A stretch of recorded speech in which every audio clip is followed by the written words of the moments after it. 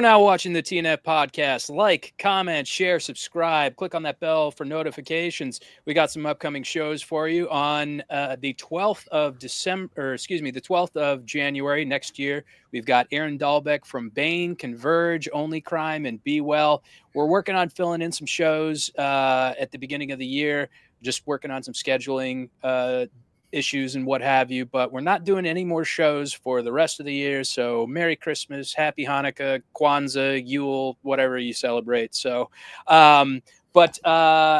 I want to promote my merch company here, Hell's Heart Merch Co. Go to hellsheartco.bigcartel.com. Use the code 20 for 20% off your entire order. I know it's a little probably late to be ordering Christmas gifts, but hey, you can get something discounted afterwards and give it as like a New Year gift or something like that. But all right, so my next guest today, he's been on the show before. He's making his triumphant return. We had some scheduling issues here. I gave him my time. I forgot he's on the Pacific Coast, back in the People's Democratic Republic of California, which I guess my question initially would be why. But ladies and gentlemen, from Lorene Drive, society's finest, and this runs through, my good friend, Mr. Kevin Roddy. What's going on, dude? Not much, dude. Yeah, I was getting all set up for Sunday, just hanging out with the kids, and was going to come on about 4:45 and do a podcast, and driving down the road with some errands, and you're like, dude, where are you? And I was like, oh my God. So yeah, man. My bad, I guess, No, it was it wasn't you. It was just me not getting used to the time. I forget, Yeah. I forgot. Like, same thing if I go to watch TV or a game, I'm looking at it and I'm like, oh, cool, my game's on tonight. And then I'm like, oh my God, it's on right now, So we've been here exactly a year and a week now. So it's been kind of still hard to get used to in terms of like phone and like television time and things like that. I still know when to take the kids to school, God forbid, but I can't keep my timing right for things like this. But we'll get there. So. No, you're all good, man. And yeah, back in California, back in Gavin Newsom's California, I have to ask you, sir, what compelled you to go back to California? Well, we were here about 12, 13 years ago. We were here and lived here for about a decade. And then briefly, if you saw the last podcast, I talked about having our first child and moving back to the East Coast, raising children, and sort of taking it a little easier. For me, it was about life away from music for a while. Having a hard time adjusting in California once the band was done. So we found careers, jobs, everything out there. And now, my wife's family is still out here, the majority of them. Some sisters she hasn't seen in a few years. And so she kind of was going through her phase of life of, hitting your 40s and kind of needing those people in your life. So she's like, hey, what do you think about moving home? Long story short, I said, no, I'm not down for going back to California. Love it, just not where I want to be. And so she's like, well, let's think about it. And I kind of brought it up to the kids and talked a little bit about it and was like, if we move, I started talking about the beaches, the mountains, the way of life, and just my friends, and was just kind of like, through that process, I was like, maybe I do want to move back. So I've kind of talked myself into it. Hit up the old friends and some of the old bandmates and sort of gauge like, hey, I might move home. And they all showed initial excitement. We're like, dude, come back, we'll hang, let's play music, let's hang out, whatever. And I think that kind of is what sold me, because back home is an easier way of life, family speaking, but never really truly tapped into my old friend group from my 20s. Cause how that kind of comes and goes, but just missed the friend boat, man. My friends had become your kids' parents, your kids' friends' parents.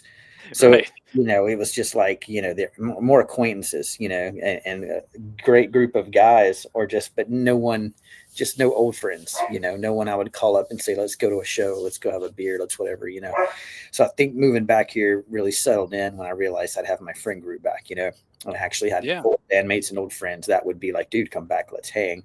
And so it's been that way, man. We've been here exactly about a year and a week. We arrived here a week before Christmas last year, and since then it's been a steady year of dinners with friends, going out to drinks, going to shows, probably once a week out here. So it's been an adjustment, but it's been cool as far as uh, personally, on a personal level with family. But yeah, it came down to my wife applying for a job and saying, if they want me, we'll make the move. And I think she applied for a job, and 2 weeks later, she had got the offer, and we just, we headed out. So we've been here a year, and it's definitely a different, different change of life. Yeah. I know Yeah. you're And here and you have your opinions and questions. So well, I tell you what, I loved California. I loved living out there. I mean, LA was a little bit impractical. Like if I had to do it over again, I'd probably go and, settle out in the valley or somewhere like that where it's close enough to Los Angeles to where you can access it relatively easy, but you're not amidst all the chaos and the yeah, craziness and the high rent. Like I was paying $2,400 a month on a one bedroom. And I mean, granted, it was nice, but it was just completely impractical for me in the regards that, like, I could have probably made do with something half that price and been way more effective at what I was doing, But yeah, I loved California. And I mean, like you mentioned, the mountains and all the scenery and all the, different just yeah. kind of cultural aspects and different places to go. You got to weigh it out. I mean, we owned our own home in South Carolina, and we were on an acre of land. We had our own pool. We had a great neighborhood. I mean, you look at those things, and it's hard to leave. And then we sell our house, and you go from selling a house to renting a house out here because you're not sure what to expect here, where you not only aren't owning anymore, but now you're paying triple in rent as you were an actual mortgage at home. So those things kind of, they hit me a couple times a month where I'm like, what did we do? What are we doing here? But it's all the same. I try to justify it. I tell my wife all the time, like, hey, we gave up some really nice amenities, speaking of, where we lived. But I was like, what did we do though? We couldn't get in the car and go to the beach and have lunch. We couldn't get Disneyland after school and just hang out. We couldn't go to, snowboard for a day and be back by bedtime. I mean, there's all these things you can do here. We went from driving to either Atlanta or Charlotte to take my son to a show or to go catch a band because Greenville's still kind of stale in that. You go from that to, okay, there's 5 shows this week. Take your pick. Which ones are we going to, or which show do you want to see? Because there's tours are just, so it's perks. And, that's kind of what I'm try to balance out that, oh God, what did we do versus, we have things to Yeah. do, so last time too, I lived here for 10 years and I toured nationally the whole time I lived here. So I was very rarely here. I was on the road, all the years that we were here. I very rarely got to experience California life. So I think now I told the family this time it's about experiencing California for what it is. I never caught a Lakers game, never hit the beach, never just didn't have time for those things. It was constantly Sure. record tour, things like that. And now it's like, okay, this is California. Let's experience California. Yeah. Um, Yeah. the good and the bad. Yeah. Yeah. It Exactly. has both, but we're not in, you were in LA too. We're about an hour from LA. I mean, we're in the Inland Empire, so we're out far enough where it's about a Charlotte sized city in terms of population and the growth, but we're still a reasonable drive where if we want to go to LA or we want to go to the beach or Hollywood, I mean, we hop in the car, we go, we're back in a couple hours. We've had fun, Yep. but we're far enough to where we're not caught up in a lot of the the BS of everyday just Los Angeles shenanigans, as you would say, The compounded kinetic energy and mental illness. Yeah. I don't miss that at all. Yeah. I will say um though, we were forewarned by so many people. It's about the difference it's made in the last decade, and a lot of people saying it's so bad out there. I will have to say that if you come from a small town in South Carolina, it's a different experience that you're probably not ready for if you don't know what you're getting yourself into. But it's not the devil it was seemed to be. It still has a place. You just have to kind of stay within your lane, stay where you Sure. know what to experience. Yeah. But it's definitely not as bad as I think I was thinking I was coming back to. So, but Yeah, I mean, well, interestingly enough, I used to do a recovery group in downtown LA, and just, the homeless problem has become so rampant there. And what I learned was that there are organizations that are tasked with, solving the homelessness problem. But in actuality, they're on a payroll and they have steady jobs. Well, if they go and solve the problem, well, they don't have jobs anymore. So they're always taking in money. And then they're like, oh, yeah, we're really working hard to be able to, curtail what's going on. And yeah, in essence, it's like, you're giving them all this money and then they're either squandering it, or they're not appropriating for what it's used to be. And so, yeah, I mean, exponentially, and I haven't been back to downtown LA in a while, but it's wild, man. I mean, it's just like Mad Max out there. Like yeah. you just have no idea unless you actually experience it, because it's and rising costs, and COVID like put everybody out of business, and it's almost like a ghost town down there. I don't know if you've ever been down there, but it's Yeah. like, I mean, you we know, don't, unless we're going to a game or, some type of certain restaurant or something we're trying out or something, we don't really go downtown too much. We typically stay closer to Hollywood, which is still the same animal in terms of that, but it yeah, still has its touristy vibes. I mean, um, we still take the kids down there and just, or when we have people come and visit, of course, they want to do the whole Hollywood thing or whatever. Stay away from downtown Los Angeles just a little bit because you kind of get turned around. And then you've got your Skid Row and everything. Hollywood is still not your glam 80s, 90s Hollywood. But no, it's still, if you've never been, it's still something to see. It's still great. It's still good to go. I mean, there's still pockets that are really great. The food is amazing. Um, yeah, if you're in the right neighborhoods or you want to experience Bel Air or Beverly Hills, I mean, it has its places, but you can sure, still go. I mean, you can still go to Sunset and Vine, or you can still go down Hollywood Boulevard. You can still walk the stars, and you can still go to these places that you can go on like a Wednesday night or Tuesday night at midnight. And there is equal parts uh, mental illness roaming the streets versus families, tourists coming through, just checking yeah, it out. So it's kind of like, just stepping over. It's not as bad. And people are like, oh, there's a dog too next door. I apologize. Oh, there's shit all over the sidewalks and the homeless. It's not that bad. In terms of that, I believe San Francisco is still probably taking the cake on that one as far as its oof, homeless issue.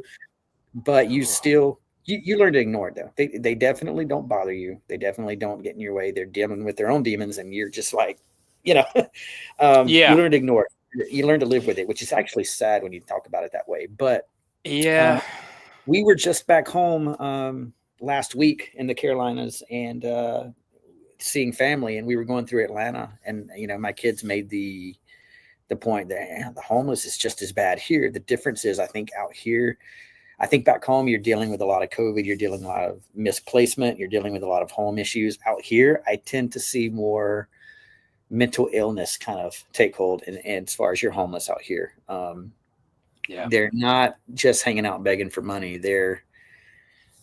It's just yeah, different. dealing with shit. It's Yeah, a whole different thing. But I've also learned coming out here that it's in pockets. I've learned from some of the locals here that some of the homeless would be picked up during the day by police, taken basically by the day's end, or they're in for 2 days. They're dumping them back on the street. So it's just a recycling process. Picking them up, yeah, they're in the wrong place. You're not allowed to be here. Taking them in and then just dumping them back off. yep, At the end of the day, and it's just that all day long. So there's certain spots I see every day where I'm just like, this area right here is so cluttered with homeless, and they've got to do something about it. And then you right, drive down there later in the day, it's clean as a whistle. And so I'm learning that they're being picked up in one county, then dropped off at the next county in the same spot. So it's like yep, every day when I take my kids to school, I see this same spot that's a disaster. And then later in the day, it's clean. They're just picking them up. They're just misplacing them. They're just they're putting them all over the place. So you kind of learn that it's not just scattered. There's almost a very sad formula to it. There's like the police kind of have this thing where like, it is what it is. And like you said, they're dealing with it in their own way that keeps the money in the pockets, and they're just moving them around. They're just saying, I'm not sure how else you deal with it. I know Newsom is probably not doing the best job of keeping them clean. So, and it's interesting because, whenever they have like award shows there, like the Academy Awards at the Kodak Theater, like, they're out in full force, like Gestapo, like getting them off the streets, but then it's like, they bring them right back there when all the pomp and circumstance is gone. So it's. I think it was Newsom, I think, that made the announcement with the Olympics coming up. The next Olympic stop is going to be LA. They're talking about how we've got to get the homeless issue solved and off the streets, before the whole world, turns their focus on LA. And it was just funny because I heard a lot of people saying, aren't you the one that's putting them there? Like, you're just cleaning up your own mess and then you're just going to dump them right back, so it's just, it's a mess, sweeping it under the rug and then, not putting it in the dustpan and actually, and that's such a terrible way to like analogize it, because, I've been homeless. It was by choice, but, again, it was like dealing with demons and stuff. But, what you were talking about earlier with the whole, being in your 40s and, that kind of like reconnecting with friends and what have you. I experience a lot of problems with that because here I am, I just turned 42. And, when you're unmarried, you're almost like completely neglected, or, like I've been to like functions with my sister and her husband, and I'm like one of the only unmarried ones there. So I always feel like a fifth wheel, so like, it's very awkward, and it's even harder to connect with some of your older like friends that might be single, because it's like they're so busy with whatever it is that they're doing, and I don't want to say it gets disheartening, but it's definitely not fun. It's different. That was one of the things. It's hard to make friends in your 40s too. So one of the positives out here versus the Carolinas, and a lot of people don't realize it, for me personally, and this isn't everyone's opinion, for me, back south, the South has a reputation of its Southern hospitality and bringing new people in and just welcoming folks, that kind of thing. But, and I don't know if it's a lot of, these days people don't really stay put. Everybody travels, everyone moves. It's not the way it used to be, but the South for me has lost its, I guess, its reputation, if you will. The Southern hospitality is something I haven't seen in a very long time. And so we started going to a church. We started sending the kids to school. We started the process when we moved out there, learned quickly that everything in the South was very cliquish. And that's not for every person, and that's not for every pocket of the South, but where we were, things were very cliquish. It's hard to get into. It was hard to pick up the vibes. And then once we did meet new friends and people, I was coming out of the band scene, and I was coming, me and my wife were coming out of this, this lifestyle, meeting new people and trying to vibe in, but everyone's looking at us like, oh, California people. And they'd call us like, California, or like, Mr. Cool or whatever. Like, I'm from the South. I'm from Greenville, South Carolina. I'm not from LA, like just because we lived there for a little while, and it was just hard because we never really truly made friends that looked at us other than that, like, oh, we know this new family, they're from California, and it's like hipsters, just this whole vibe. And it was hard to make those friends. I couldn't really go back to my old friends. I do have some great friends that I've made over the years back home, but I never, your old high school friends, I don't have much in common with them anymore. So we stay in touch via social media, but I'm not out grabbing drinks with like my buddies from high school. It's just not, that's the life I kind of, I guess, fell into. And I think that's pretty cool when people have that. I wish that some of us still were really like that, but my friend group here was just more like, come home, come home. And when I got home and actually started hanging out with some of the old friends, I was like, man, this is something I didn't get to do all the time at home. It was all about the kids and where they needed to be and having to meet people kind of in those facets. So yeah, it's a different animal. It's kind of like once you find some people at this age, you got to kind of stick with it because you're like, like you said, you're going to find yourself feeling like an outsider and bouncing around. But then you find a group you might be comfortable with, like stick that out. You know what I mean? Especially if you're single or married and whatnot. It's not any easier when you're married because your other friends are also married and you have your married couples, and then it's like, well, we can't meet up because the wife's busy, the husband's, the kids, everyone's so busy. So man, you deal with it. Yeah. It's Christmas. And so I laugh at these Christmas movies where the big groups get together and all the families get together and all the high school groups like get together and have their annual Christmas party or whatever. And I'm like, dude, it's not like, that's really hard to have these days. I don't talk to my old friends, and my new friends are so busy and we work all the time and we have kids. It's like, man, I want one of these cool Christmas parties where all my high school friends, I want the Hallmark party. It's just hard to have that, it's almost non-existent with this speed of life, I guess, if you will, but it was more so looking like here we would have a little closer of that time with people. And so that was one of the redeeming qualities of California was I can come home and I can have some sort of placement, and I just 10 years, it was great financially, but mentally it was just really hard on us for a while being home, And I can relate to you with the whole, people, they thought I was from California when I moved here, but I'm like, no, I've lived here for 20 years, and I remember recently I went to go vote. And I was like, I'm just gonna screw with people here a little bit, and so I wore my hair all doo-wopped out and like my aviators, and my mom went to con, and so I had a con shirt on with a camera on it, and this good old boy was like, I can usually tell the way people vote by the way they look, and I was like, oh, you think so? I was like, like I don't think you'd be right about that, but well, let's talk a little bit about music, and I know you weren't involved in this recording, but I wanted to show you this here recently. This was pressed on vinyl here, which I thought was pretty cool. And let's see here. I'll pull out the. I couldn't believe it. It's colored vinyl. Yeah, it's beautiful. Yeah. Now, was that designed? Was that designed by Justin or anyone to have their hand in the vinyl design?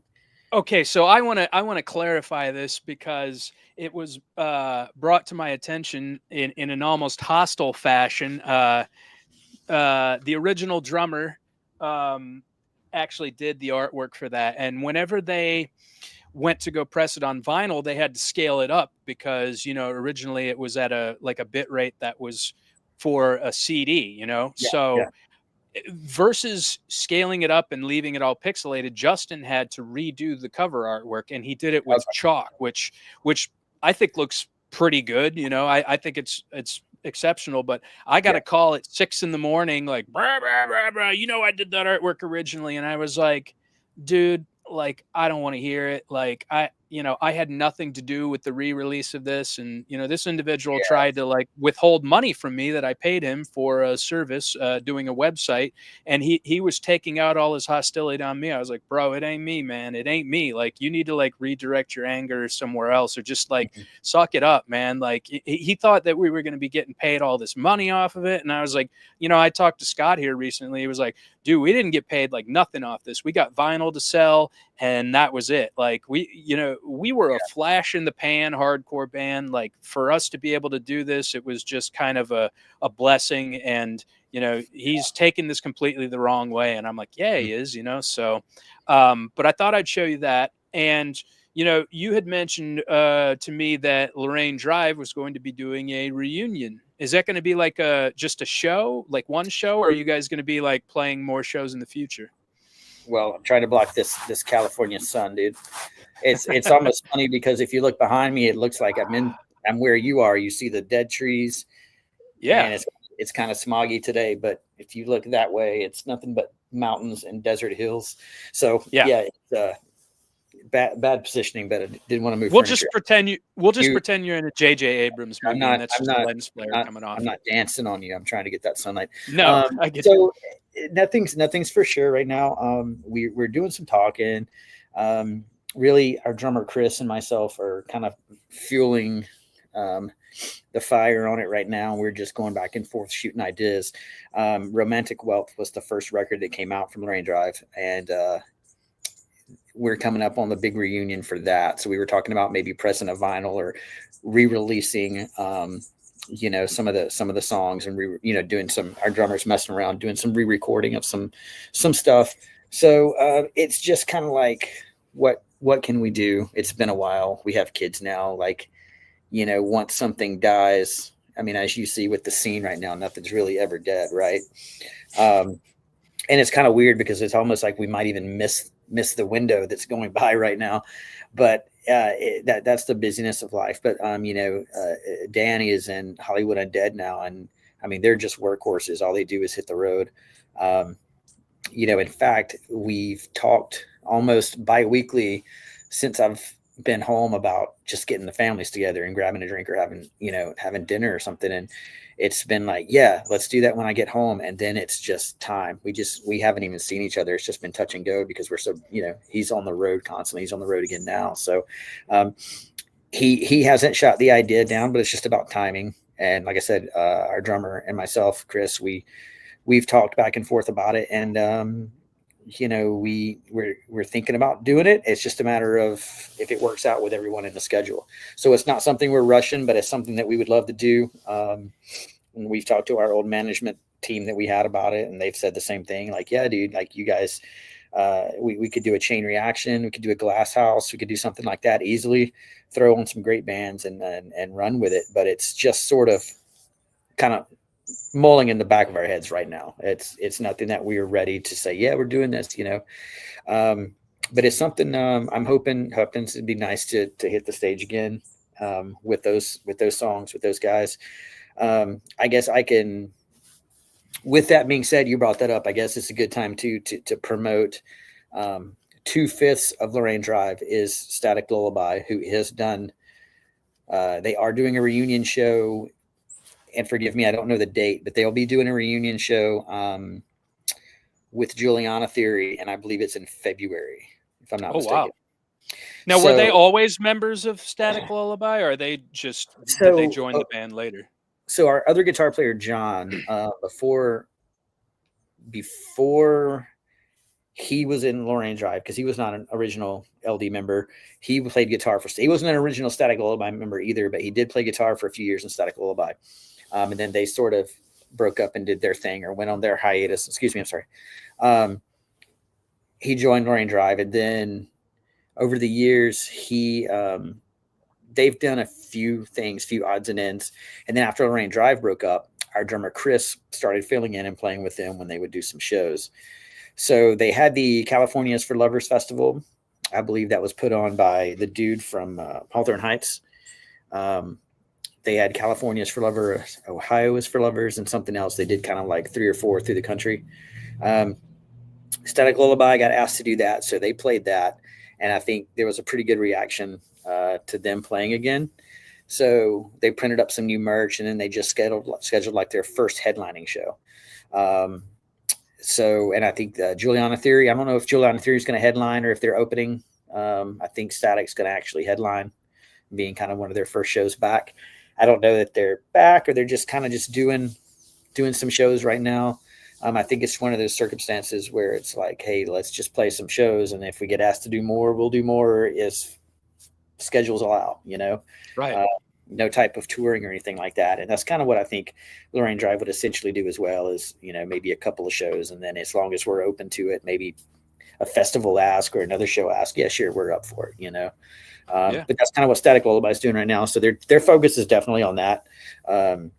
And so we're just, we're just kind of sitting around seeing if we're going to hit the road and do the same thing. So yeah, I'll keep you posted on that, but that would be definitely a fun thing to do. It would be weird to kind of see the original fans we've always had locally in Southern California kind of compare that to some of the newer fans that have come in since the Hollywood Undead thing, and sort of kind of see how that merges in, that'll be interesting. But nonetheless, it would be a good time. So, but Now I remember that you were telling me the story about your singer went and joined Hollywood Undead, and then I don't remember if we got to it or not, but you guys did the Motley Crue thing and were so close to it, and then it for whatever reason didn't work out, and then the band like dissolved after that, or what happened? yeah, we never even really formally broke up. We just we went through the Motley Crue thing, fell through. That didn't pan out, and we really just had a hard time switching between management teams. And we had talked to almost every label under the sun. Those were the majors, including some of the smaller ones. Like I think at some point, I don't know if I went over it last time. At some point, we thought Fearless had wanted us, but we weren't sure. We were shooting for Epitaph, but certain people at Epitaph loved us. Certain people didn't like us at all. It was always just the label game. A couple of majors really liked us, but they started asking us questions like, would you be interested in working with songwriters? Would you guys want to do this? He's trying to change the whole thing up, and it ended up being kind of a back and forth with labels all the time, and so that kind of got tiring. I think at one point we had signed. It wasn't a development deal, but it was signed a small deal with MySpace. When MySpace, of course, was big at the time. And it basically took the hands of MySpace and said, well, we will find you a label. We will place you on shows. And it was a weird experiment. It was kind of one of those things where we got on a couple of pretty good festivals that MySpace had their hand on. They were able to put ads on certain social media sites and stuff for us that helped boost. And it was just kind of like this whole thing where it's like, okay, it turned out too, if labels want to sign you guys or talk to you guys, they have to go through MySpace now. It was just one of those experimental things that were happening at the time. I think a couple of the majors, it's when the turn of the 360 deal started happening, which means that essentially they take your merch, they take everything. We were still kind of old school, and we knew that wasn't going to be a type of deal that we were interested in. Wanted to do, yeah. At this point, we were already late 20s or whatnot. At this point, we were like, nah, dude, we're not going to do something like that. We know too much. We've been around the block too much. And it was kind of one of those things where if you weren't ready to sign those type of deals, then nothing was going to happen. They didn't want you. And it ended up being like just nothing panning out. And we made mistakes too, fired managements and did, switched lawyers. I don't remember everything we did at the time, but we made our own mistakes too that sort of put nails in the coffin. But we never really broke up. We sort of just said, let's take some time off and just kind of chill, because we were hitting the road pretty hard that last year. And, we were going out with bands that we felt had been around only a quarter of the time, but all of a sudden they would sign to somebody like Epitaph or something, and, or Fueled by Ramen at the time. Their name, they would take off, and they were all over, alternative press and everything. And we were just like, what's going on? So we took a little break, and I think we played our last show. We didn't know it was our last show, but we played a great kind of hometown show. And then I think it was like middle of the night or like 3 a.m. that night is when I got a text from Danny, our singer, and he said he was going to be filling in for Hollywood Undead for a while. And then, of course, that kind of wrote itself, and he's still there. So needless to say, it never really, there was internal battles, internal things, everyone driving each other crazy, and we were just kind of at our wits' end, and it just never really panned back out. So we never really broke up, but we just sort of, I guess, dissolved is the best way to indefinite hiatus. Yeah. No, I hear you, man. And do you think you'll ever play music again? Do you think just like with a new project? I had some goals and some ideas when I moved out here. I had a set of maybe 3 to 5 musicians. I don't know if you can hear the yelling child, but I have a 12-year-old playing Fortnite in there, so he's hear that's what's going on. There was a set of maybe 3 to 5 guys that I had the idea of playing with, and they were all like, yeah, dude, let's do it. But it was just, we've just been so busy. Like you said, hitting your 40s and trying to find that, the time. but there's a couple of things I had written, a little bit of stuff here and there, but I definitely wanted to. Most people kind of dive out of it when you get older, but I definitely kind of wanted to do another heavy project. So I definitely have a vocalist that I'm always talking to about maybe doing something, and he's always down. But like I said, it's just a matter of finding the time. Um, in history, if you're a musician, you know drummers are the hardest thing to come by, Oh uh, yeah. and when they are, you know they're not the workhorses. But No. three of my best friends out here are all great drummers, and they're all great to be around and good people. It's just hard to get on schedule with them. So drummers are not the problem, thank God for once. That's good. So I'm still thinking about it, but like I said, it's just finding the time. But in the back of my mind, I kind of have this idea of a certain group of guys, and something I want to go for. I definitely want to dive back into something heavy. Um, so yeah, it's just whether I make that happen or not, it's kind of on my end. I need to just start writing some stuff and say, hey, I got this stuff now. Let's do something with it. We're all together. We're all local. Um, I don't think I want to do anything or nor have the time to do anything on a touring level or even trying to get signed. I think it would just be fun to throw a little EP together and, do some shows, hop on some shows and just have some fun, Yeah. or when some friends come through, maybe getting on the show or whatever, just to get the itch out, you know, Yeah. uh, is really what it's about. So, yeah, That's typically how it kind of gets when you get older. Like you just want to harness that creative energy and at least put it to tape or put it to wax or something like that. And yeah, just maybe play a little yeah, casually and just do something every once in a while. I guess my question would be like sonically, like if you had a wish list of like bands that you would want to be similar to or in the vein of, what would they be? yeah, dude. I kind of like going back to um, sort of the old sound, something simple, less is more. Um, Kind of being more into like, I mean, there's so many subgenres now. I don't even know how to categorize anything anymore. Um, but definitely kind of finding myself looping back around to some of like, um, dare I say, like a moshcore or beat down hardcore or whatever the kids want to call it now. But Sure. finding myself pulling out like old Comeback Kid or old Misery Signals or old something that's just got some energy to it. Yeah. Um, but definitely want to. I definitely finding myself kind of restructuring more into the punk rock side of hardcore. Yeah. Some of the old school stuff. I'm really enjoying right now too.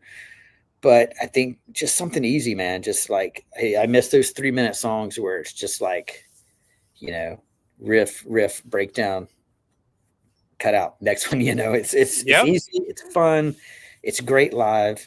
It's just it gets the right itch out right now at this point in life. And so yeah, that's kind of what we're looking for. I got a vocalist who was like, man, he's like, I was like, we should do something.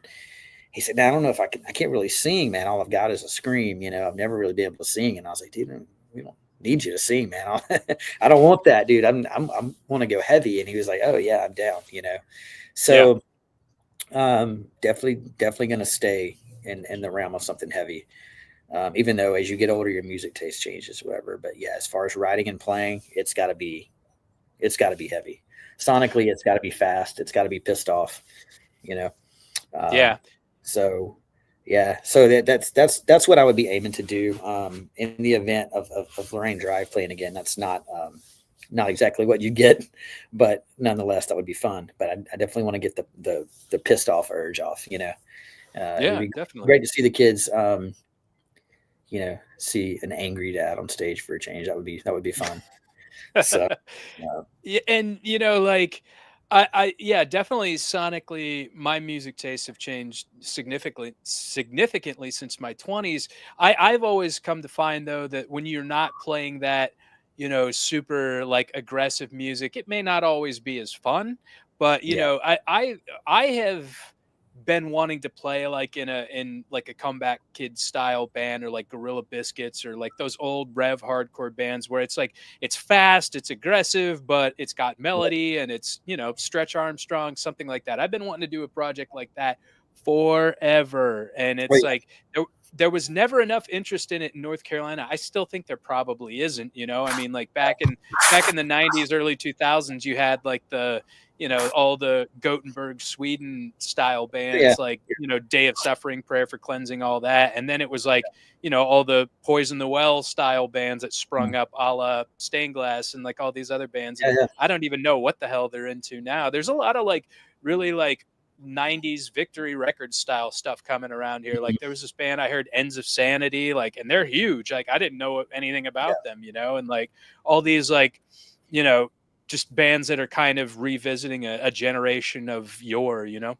Yeah. Oh, well, I mean, I know we spoke last time on the last podcast. I was kind of introducing you to Better Lovers. Still haven't listened, man. I still You know, haven't, man. me and my son actually went and saw Better Lovers about 2-3 weeks ago. And I mean, if you've seen Every Time I Die, you've seen Better Lovers, you know, like, but it was ridiculous. Yeah. Everyone's going digital now. Everyone's dialing in. It's just everyone's, you know, the days of actual ampage on stage is kind of going away, you know. And Mm-hmm. so I take my son to so many hardcore shows because that's what he's into. It's so many metal shows, and you know, he was excited for Better Lovers, and I said, you know, we've been to so many shows, and I said, I believe this might be one of the first shows you've actually watched a band actually use amps. Like what you see is what you get. And they got up there and just blew it up. Sounded amazing. Yeah. And the reason I say that is because I don't know if you saw the new tour announcement. That's probably the best thing I've seen since early 2000, late 90s. So essentially, Better Lovers, if you don't know, is Every Time I Die with Greg from Dillinger as their vocalist and a couple of guitar switch ups. But they're doing a tour next year.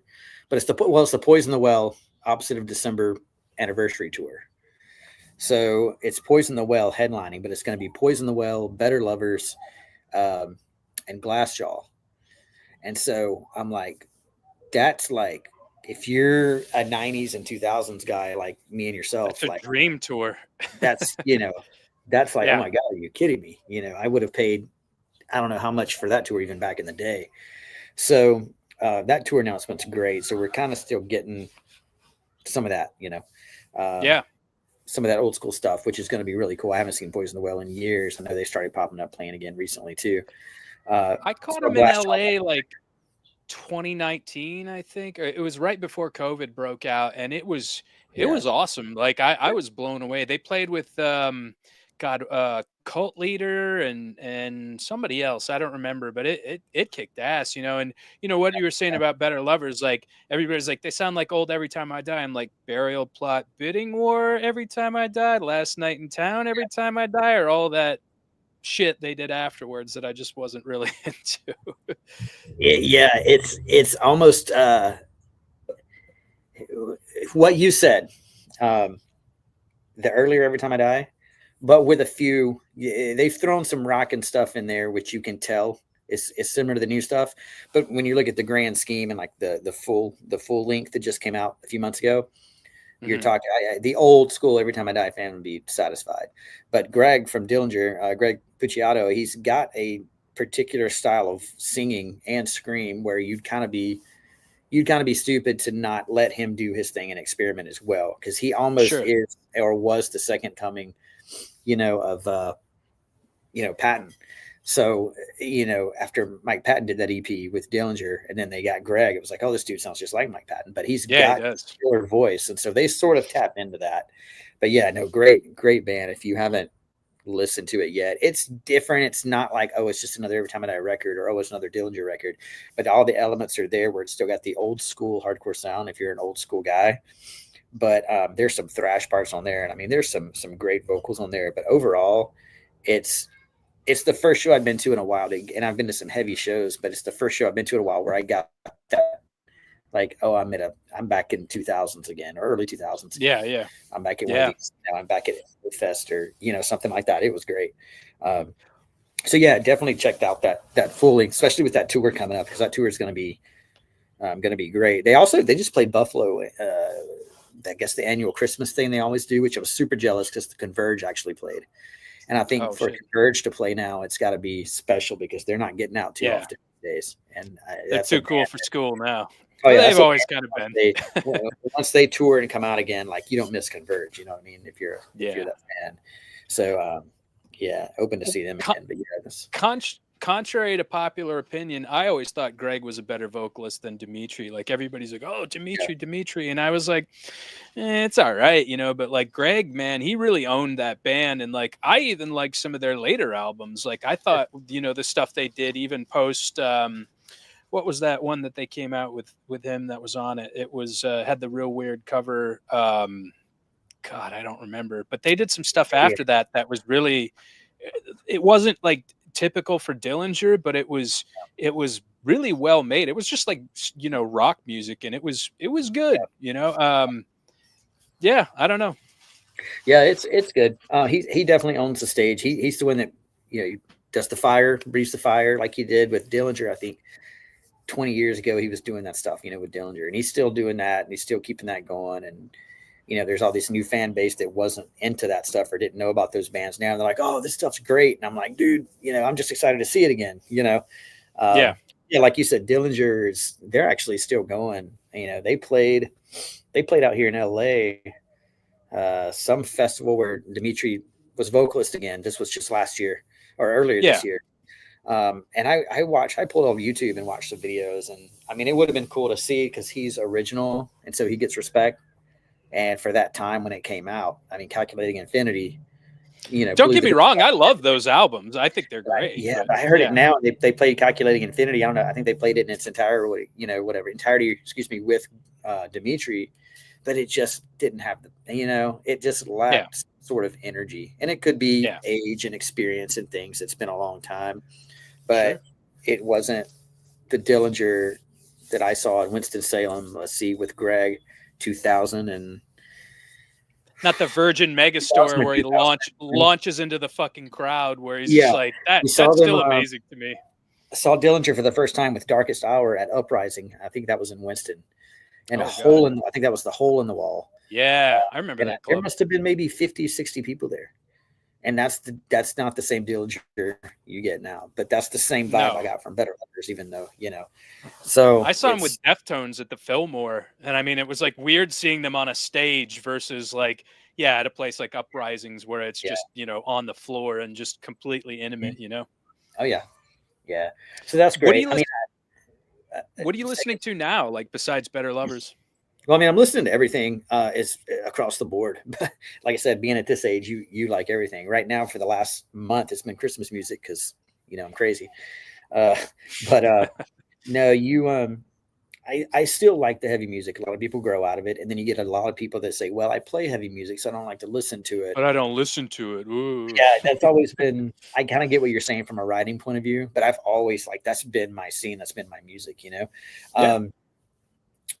There's, I guess you want to call the genre gent. Everyone's calling it gent or whatever. I guess that started with, I forgot. Meshuggah. If you want to get technical about it, yeah. But it's all these bands are kind of doing that sound now. And I don't know if you want to call it that genre or whatever, and a lot of people kind of make fun of it and go, oh, it's like borderline new metal riffs with screaming or whatever, but it's the heaviest shit out there. I mean, it's I don't even call it a genre. I think it kind of started like as a joke more or less. But I mean, when you think of some of those bands out there now, and I even said it last time I think on the podcast that Australia's got the music scene right now. So I mean, you talk about like a great band, Alpha Wolf. If you've heard of Alpha Wolf, and a lot of these bands aren't below the radar. They're pretty decent sized bands. It's just about them. They're huge. If you don't know about them, you don't know a lot of them. It's like, oh, they're just one of my favorite bands now is Silent Planet, and they're on Solid State. I'm not sure if they're currently on Solid State, but they were on Solid State, and people don't realize like, oh, Solid State does still exist, but Solid State has, I mean, and no offense to bands that are on Solid State because I haven't kept as much, but I would say it's the best release or the best band since the Zayo days. Since the Training for Wow. Utopia, Zayo, I mean, since those days of Solid State, Norma Jean, since those days have kind of like moved on, this is definitely the best release they've had. Um, that's a band that's insane. If you and I say that because I have a lot of friends that go, "Oh, Silent Planet, I've seen their name or I've heard about them, but they're just another one of the run of the mill metal bands that are out right now, like everybody else." But so I get that a lot of heavy music fans aren't tapping into the new music because it's just not. It's just that's what it is. It's new music. It's either a copy of the old stuff or it's just they're not into the jet riffs or whatever you want to call them, whatever. But Silent Planet's another band that's just phenomenal right now. And they're blowing up too. I mean, they're selling out, House of Blues. They're selling out all their shows here. That's a great band. Like I said, Australia has a lot of great scene right now. My personal favorites, Void of Vision, which is sad because they kept coming around and they were supposed to come around with End just recently. And then they canceled that tour and then made an announcement that they're going to be breaking up after putting out a new full length just like maybe 3 months ago. That was ridiculous and really heavy. And it's one of my top releases for the year. And then they ended up breaking up and I'm like, now I'm not going to see them. I kept putting off the shows, So yeah, check out Void of Vision if you haven't heard of them yet. There was this band that I really got into. They were from Scandinavia. They were called Vilharta.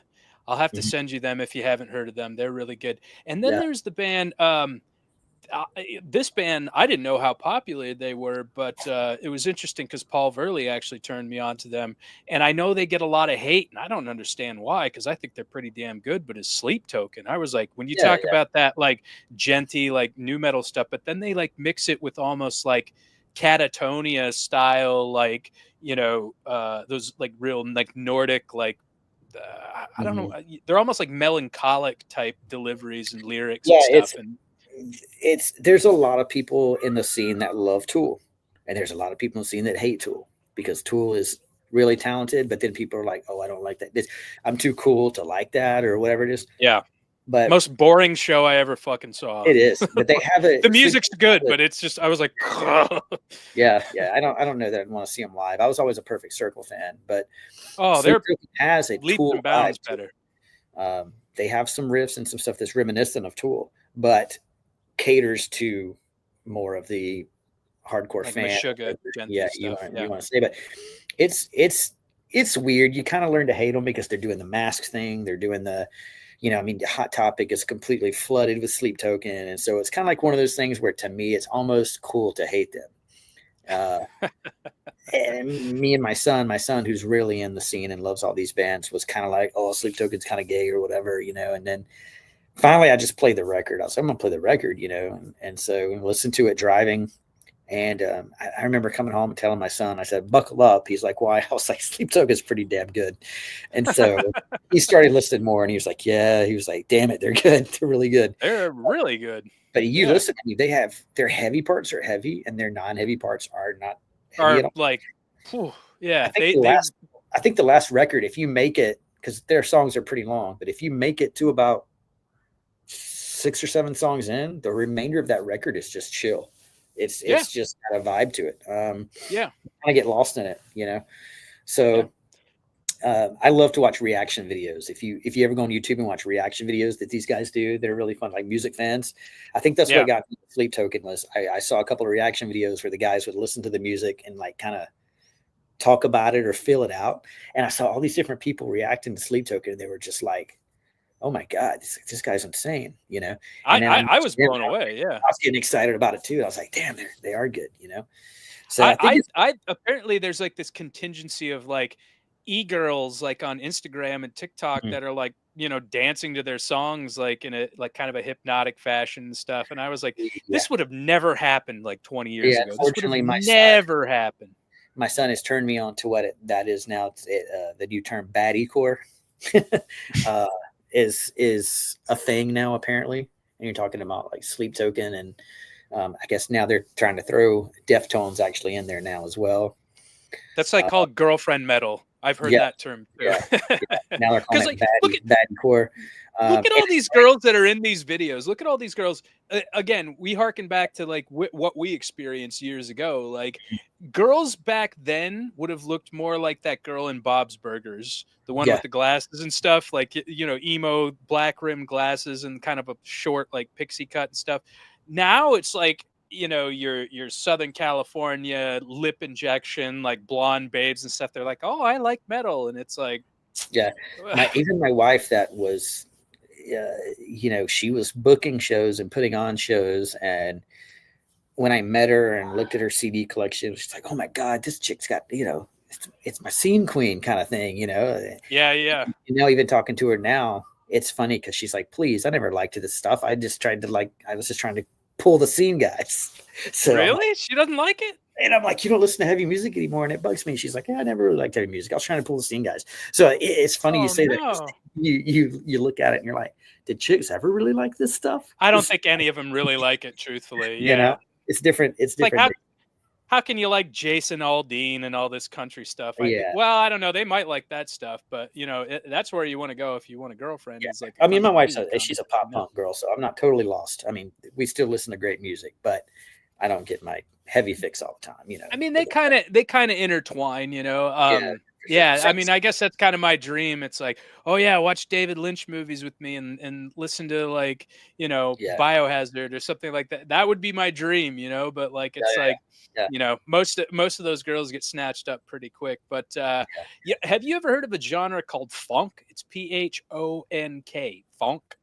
Yeah. So my younger son, who is 12, has been playing all of this stupid shit all the time on my Spotify. And I'm like, anytime he uses for whatever reason, he's on my Spotify. So when I go on all of this, Your algorithm's screwed up. yeah, I couldn't do now Spotify being evil is a different conversation for a different day. But to artists, when I saw everyone at the end of the year doing their Spotify raps and their most played artists, and I looked at mine and I'm like, I can't. It's all I can't put this out here. genre or whatever, And so I guess Yeah. most of the stuff he's listening to would be, I think it falls into that category. And so I'm just listening to it and I'm like, what the hell is going on? Like, what is this? And it's not you after you get older, it's almost like you kind of learn to have an appreciation for like techno or I guess that wouldn't be the proper term anymore, but some of the stuff that started coming out. The dance music and the different stuff. You're like, okay, I can see DJing's a little different animal. And, you kind of start to see what they do. And like, it's not so bad. And then the funk thing come out and you're like, okay, no, I was wrong. This is just noise. This isn't even on the same level. I love it. See, I got into this group last century. And for those who are listening, funk is kind of like, they take like rap and like trap lyrics, but they put them to almost melodic, like, I don't want to go so far as to call it techno, but it's like electronic music. It's not like overbearing or anything. It's more like chill. And I was really into it. I was like, what is this? Like Last Century. And then there's this group like VIPN. And I was like, okay, I can get into this. And here I am, an old codger, and like, appreciating this new generation of music, So, and I hate everything. Like I didn't think I would actually appreciate something new. Yeah. Man, it's different. He's half the stuff is in another language or it's in Spanish, and I'm like, I don't know what they're saying, and then it's just this is going, and I'm like, but some of was like whenever reggaeton hit, that shit was awful. Yeah. Man, but I don't know. Like it's sort of I've sort of had rediscovered so much since my son's into heavy music, and I'm trying to show him the old bands. And after he saw Better Lovers, he got in the car and put on Every Time I Die. And I was like, oh, I tried to get you into them years ago. And he was like, yeah, but now he's going back to their catalog and going through trying to find his favorite Every Time I Die record. So now he's dipping back himself, which is totally cool. But I almost have to stay on top of the new music to outdo him now. So it's like, I know what new about music, but just and totally. That's beautiful, man. That's beautiful, because I could never get into like Leonard Skinner or any of the shit my parents listened to. And now I'm like, watching videos of them play, and I'm like, these guys are like master musicians. And like, I've always equated the Leonard Skinner to be like, they're metal musicians, totally. Like that just the way they play is just, it's all over the fretboard. It's, immense technicality. It's fantastic. Yeah. I mean, there's a lot of good heavy bands out right now. To me, a lot of people think it's dead, except for the reemergence of my son's killing somebody in there. Oh, Except for the reemergence of the scene and the older bands like a Poison the Well or something popping back up. yeah. There is a lot of really new great bands out there, but a lot of people are just either pushing them to the side or they are going maybe a little more mainstream. There's a great band, if you've heard War of Ages, that's been out for a while. It's a Oh, yeah. great I band, remember them. super heavy band, but a lot of people are starting to pass on them now. I mean, they're going on tour. I just saw their tour announcement with it wasn't two bands, uh, definitely that it was Stained and someone else, and you're like thinking, why would What? you do that? That's a terrible tour. But you're gonna fall in the wrong ears. But at the same time, like it's just getting big, just Yeah. feeding into the different categories. You're Um, attracting a and different satellite audience, radio you know? doing that too. Yeah, Yeah. I mean, one of I the mean guys from satellite Chimera radio. is going to come on the show. Like Yeah, in yeah, January, we're going to have, and I went back and listened to Chimera, and I yeah, was like, I don't know why they got branded as new metal because like this yeah, shit is yeah, like thrashy and like yeah. it's weird to me. I mean, if you want to be honest, and it could be because you get older, but if you want to be honest, even listening back to, see, Limp Bizkit put out a record 3 or 4 years ago, I think, Oh God. um, and I put it on. I was like, okay, I want to see what this new record sounds like, and I think I put it on, and I'm like, that's a heavy riff, and then I go to the next song, I'm like, that's a heavy riff. So, granted, the vocals and everything are still what it is, but you start to listen to it and you're like, this isn't that bad.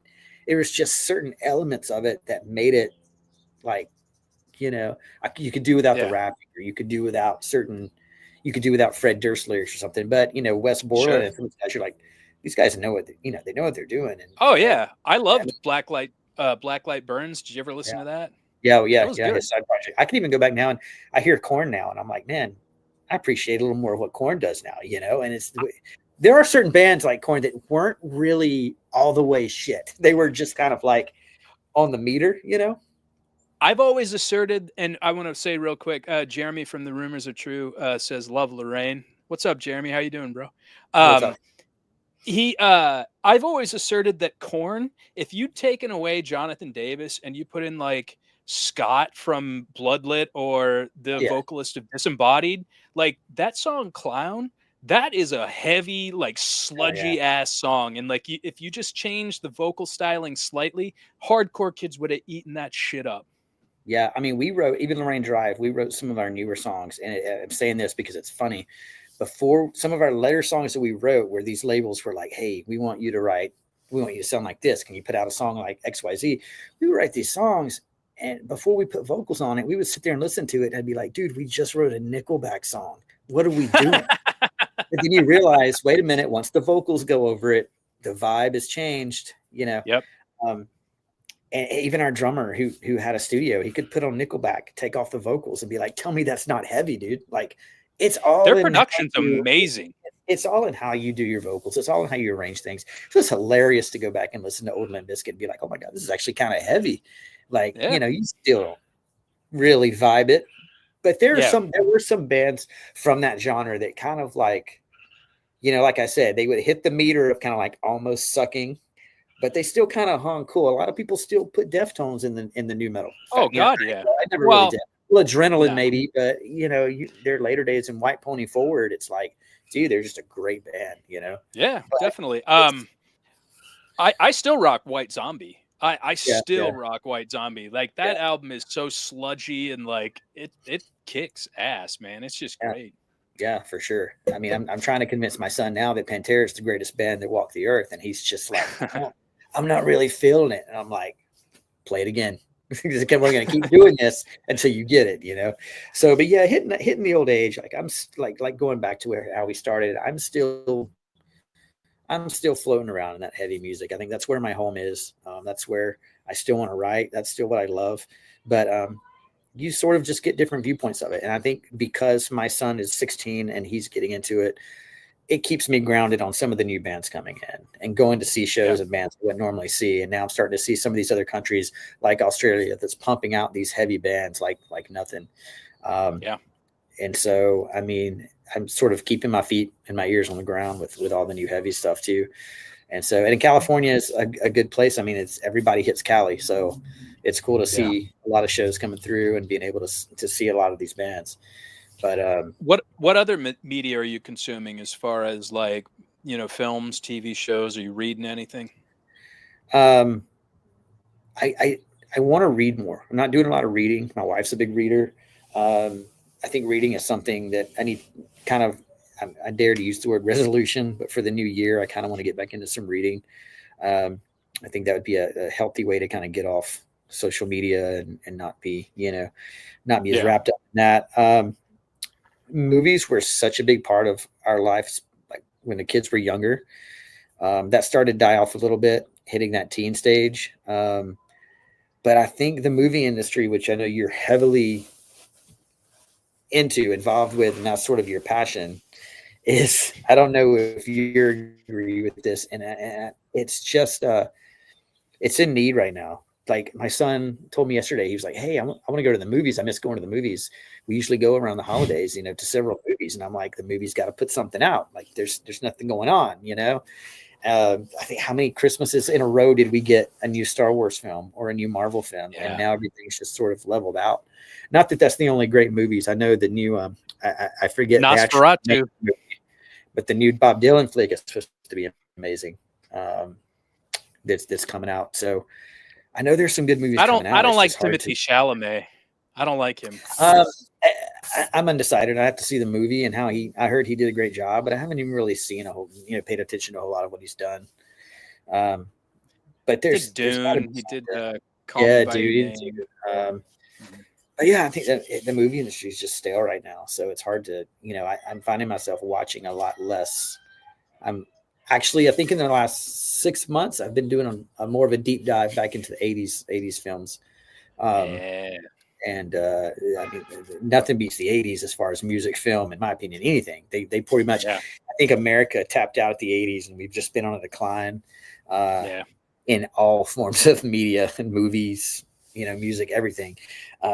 So I think that we, going back with my son and watching some good movies. I think my brother-in-law actually didn't show him, but he put on Breakfast Club one night. My son sat down and watched the whole movie with him. They turned it on, started watching it. My son was like, "That was a really cool movie. I enjoyed that." And I was like, well, that's, say no more. We're about to take a deep dive down 80s lane, right? So say anything. We've been doing a lot of that. My youngest son, his favorite movie since he was probably 8 or 9, or since the first time we showed it to him, was Back to the Future, which is great, obviously one of the biggest movies ever. But that's one of his favorite movies. So one of the cool things about being in Cali was taking them to the film locations. We've already done. We did a Back to the Future Fest at the mall where they filmed it. And everyone brought out their DeLoreans, and they had some of the cast come out and do autographs, and they did it all at like 1 a.m. at the same time it happened in the movie, where he first showed the car or whatever. And so I told my son, we were out there, and I was like, "This is why we moved here, to do this stuff right here, like both you guys and all of this nostalgia, And so that's been really cool. So so lately I think I've kind of taken an 80s deep dive. Going back with my kids and watching some of those movies. And when they were younger, I did show them the basics. You go Gremlins, E.T., Back to the Future. You cover like your basic 80s kids movies that you grew up Blue on. Velvet. Yeah. You cover those bases, but then you realize, well, they were, I was like, he's like, "Dad, I've seen E.T." And I'm like, "You're right. I did show you that, but you were like 6 or 7, but now you're 16 and you got to watch it with different eyes now." So going back and watching some of those movies again and doing that whole thing. I think we did Lost Boys fairly recently. Still never seen Lost Boys. It's a good one. But for being back in Cali too, I'm like, okay, we're going to watch the movies and then we're going to do the film locations, But yeah, it's kind of cool to go back and experience it with them again. So sad to say, like, you asked me what I'm into and what I'm doing. Everything I do now is essentially based off what my kids are doing and what they're experiencing, what they're going through with them. So, and my younger son's doing baseball again now. He's getting into baseball. So half my time is YouTubing old baseball games. Watch this, check this out. This happened when I was a kid. Rest in peace, Ricky Henderson. Yeah, and that's funny too because you brought that up, which is funny because he was playing his MLB game on PlayStation, and he's played some game, and he was like, it was giving him players. It was building his own team for him, and he got Ricky Henderson. And he was like, "Who's this guy? Was he any good?" And I was like, "He's a fucking legend." Let's go down YouTube lane, right? And so yesterday I saw that and showed him that. He was like, "Oh, that's the guy you were telling me about when I was playing." So it's So that kind of sucks. But just everything the kids are doing, man, is kind of where I'm at with everything, it is good, but it's kind of bad because sometimes you're like, wait a minute, what am I? Who am I again? Like, would I still be diving around heavy music if my 16-year-old wasn't into hardcore? Right. Probably, but maybe not on the same level as I still have my passion about it, Yeah. So, but man, there's a lot of good stuff out there. I've been watching old Twilight Zone, which is fantastic. And I was about to recommend to you, they are doing a remake of Nosferatu. It's directed by Robert Eggers, who did The Witch and The Lighthouse. I don't know if you've seen the trailer for that, but I haven't. No, it looks incredible. Oh, dude. And that comes out on Christmas Day, which is a weird film to bring out on Christmas Day. You'd think they'd bring it out in October during Halloween and whatnot. But I guess they figure there's probably going to be a lot of people around the holidays, and people are not going to. The list of holiday movies this year has been utter shit. I was like, I haven't even seen much being promoted, really, if I'm honest. Yeah, Red One and all the Craven the Hunter and shit. It's going straight to Netflix and Disney Plus and everything. It's skipping the theater, or you have the option to go see it or watch it at home. Which is kind of crazy to me that they put them out in the theaters, but they still give you the option to stream it at the same time. And it's like, I like going to the theater. I'm still a fan of going to the movies, despite the price and everything, but you still get the full experience of getting to go. But I still love to go. I'm not going to stop going to the movies where I know a lot of people have. But for me, with the price gouging of the movies now and the ticket prices for seeing a movie has to justify the movie. Like, I'm not going to pay that to see something that's going to utterly suck just to go to the movies. So, I think our family wanted to go see Red One while we were there, and we ended up just watching it, streaming it. It wasn't a bad movie. It's a Christmas movie. They want to watch a Christmas movie. It wasn't a bad movie. Good movie. I don't know that I would have justified paying $150 for my entire family to go to the movies to see it, When you break it down like that, like I don't have that sort of familial inconvenience at this point, but that's a lot of money. It is, especially for a family. It's crazy. Oh yeah. Yeah. It's not cheap, but, so it's got to be worth it. So but there's some good stuff. I'm a film buff, but I'm not not on the level, like yourself. I love movies and things, but I don't have my ear to the ground like I do with music, as far as, like you tell me about something, I'm like, oh, I'm going to check that out, and see what that's all about. But I'm not for whatever reason, it's not filtering through my algorithms or whatever, and that's where we get everything now is, the trailers popping up on TikTok or Instagram or, whatever outlet you're using, everything's got to come through that. My son was raving about that new Superman trailer, and I still haven't seen that yet, but apparently that's supposed to look pretty good. But everything's kind of recycles, they can't. But you know what the thing is they've been doing that shit forever. You look at King Kong came out in the 30s, and then they've got a remake by the 70s, and then they remade it again in 2005, and then they remade it again, and not really remake, but made another version of it with Kong Skull Island. So it's nothing new under the sun as far as everybody's like, I'm so tired of remakes. It's like, this is an old trick, this is something they've been doing since their inception, Yeah. What was it? Fucking The Wizard of Oz was a remake. I didn't know that. The Judy Garland Wizard of Oz is a remake of an older version of it from the 20s or something. I was like, what? That's crazy. I don't think I knew that either. Yeah. So it's crazy. Yeah, I know that Wicked, which is not my thing, but that's done really well. obviously the past few months as far as movies, but for its market or whatever. But yeah, I pirate everything if I can. Try to check it out. Ah, But yeah, I it's hear not you. not the best thing to do, but in this economy. Yeah, definitely. I can relate. But well, I have an engagement I have to get to, sir. But I wanted Yep. to, I mean, aside from the reunion shows, do you have anything else you want to promote, or do you have any names you want to Um, drop or anything like that? no, just we'll keep you updated and your podcast updated on the Lorene Drive news and what's going to come of that and what's going to happen. So in the meantime, yeah, just keep everyone go to Static Lullaby social media. So obviously that being 50% basically of Lorraine Drive right now. They got some shows, that show coming up with Juliana Theory.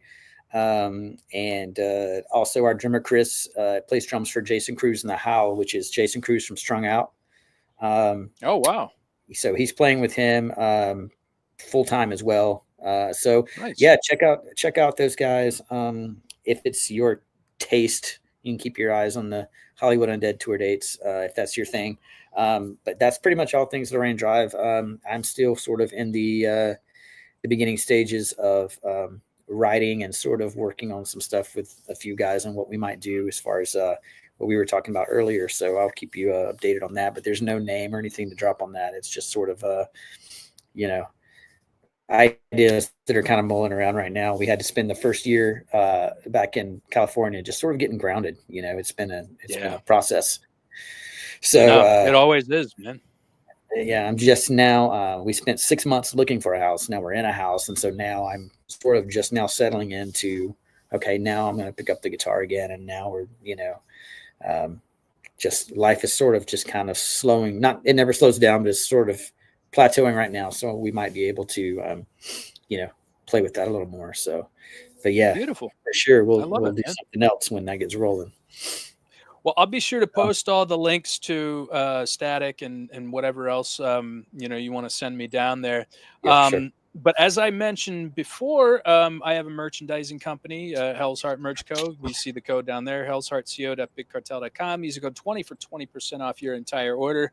I'm going to throw up some samples real quick because we like doing movies and, Steve McQueen, Bullet. We got our little Black Flag mock, Psycho 2.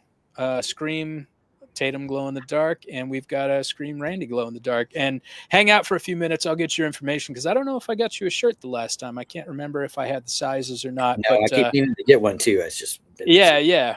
I'll get you one. So yeah, just hang out for a few minutes and we'll do a post game. And everybody, you guys have a happy new year. And subscribe, click on the bell for notifications. Please share this video too. And again, I want to thank Kevin Roddy for being awesome and joining the show. Right You're welcome. Sorry, you froze there. Oh, okay. I was like, all right, fine, dickhead, fine, bye. No, just kidding. You froze for a minute. I thought I did too. I was like, what's up? What's happening? Yeah, no, for sure. It's fun. I hear you, man. Well, all right, everybody. Yeah, hang out for a minute, Kev. Namaste. God bless. Be good. Love y'all. Hell's Heart, lights again. Money, power, the price of fame. Hell's Heart,